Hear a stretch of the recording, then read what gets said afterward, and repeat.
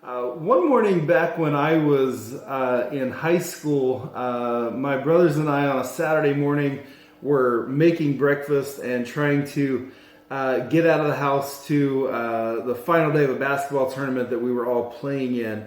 And one of my brothers had just finished making like sausage or bacon in a pan. It was the pan I wanted to use to cook my eggs in. And so we're all in a hurry. There's all of us in a small space, and I'm being really impatient. So I pick up a coffee cup in one hand and his hot pan of sausage or bacon grease in the other. And I'm just going to pour that grease into the cup so that I can use the pan. And I just stand in the middle of the kitchen holding that cup and I dump that pan. And of course, you know how that goes. I dump the grease all over my hand and just burned the top of my hand and my fingers severely. Had to play that basketball game with my hand all wrapped up. And I remember feeling so stupid. Like people were feeling really bad for me, but I'm like, I was an idiot. Like this was my own fault, right? Sometimes suffering that we face in life is due to no fault other than our own, right?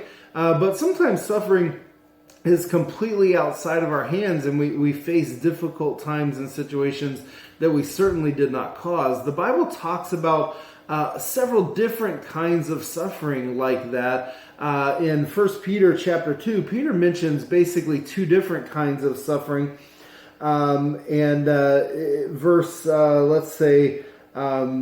Verse 19 and 20, this finds favor if for the sake of conscience toward God a person bears up under sorrows when suffering unjustly. For what credit is there if when you sin and are harshly treated, you endure it with patience? But if when you do what is right and suffer for it, you patiently endure it, this finds favor with God. So Peter doesn't really talk about the kind of suffering caused by our own stupidity, like me pouring bacon grease on my hand.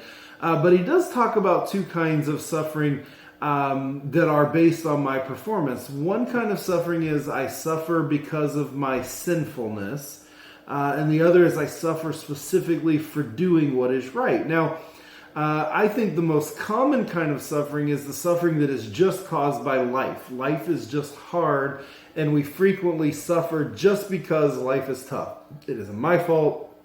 It's not your fault.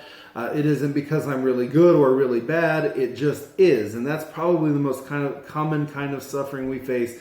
And that is a result of man's sinfulness in general. The punishment on this earth is that life is hard. But Peter's talking about two specific kinds of suffering that are related to my behavior. And one is sometimes I suffer because I sin. And I want to be careful that as much as possible in my life, I am not sinning and causing my own suffering. He says, even if you handle that suffering well, there's really no nobility in that because you brought it on yourself by your sinfulness.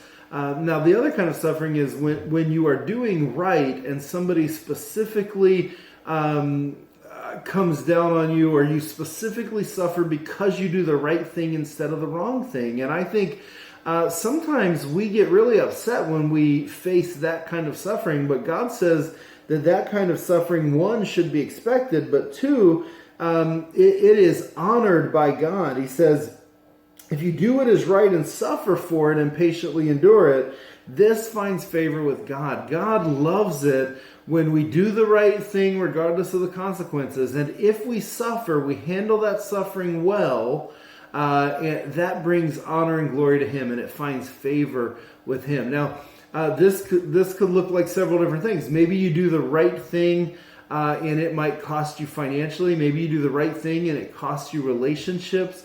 Maybe you do the right thing, and so someone gets angry with you and seeks to cause you physical or emotional harm.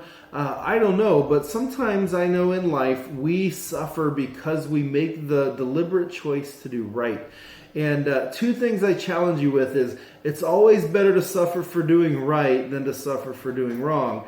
It's also better to suffer for doing right than it is to have an easy life by way of doing wrong. God will honor you if you choose to do right, particularly if you choose to do right and it costs you something. So I encourage you today, go through life expecting that there's going to be some suffering, but knowing that if you do the right thing and suffer for it, you find favor with your God.